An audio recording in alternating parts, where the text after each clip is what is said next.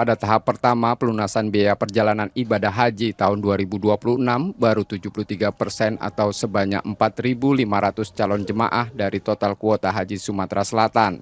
Untuk memenuhi kuota 5.840 jemaah dibuka kuota cadangan untuk 2.358 calon jemaah. Setelah pelunasan resmi ditutup pada 9 Januari lalu, jumlah jemaah yang melunasi justru melampaui target. Tercatat 6.071 calon jemaah telah menyelesaikan pelunasan atau mencapai 103% dari total kuota termasuk 1.246 jemaah cadangan.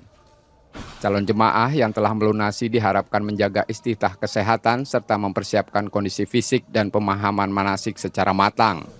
Setiap cadangan itu kan ada pernyataan yang kita minta dengan mereka. Karena tidak semua cadangan itu bisa kita berangkatkan. Tetap kita urutkan dari 1 sampai 1.000 sesuai dengan kebutuhan cadangan yang kita butuhkan. Pemberangkatan jemaah di embarkasi Palembang dijadwalkan menggunakan maskapai Saudi Airlines dengan kapasitas 450 orang, sementara kloter pertama diperkirakan berangkat pada 22 April 2026.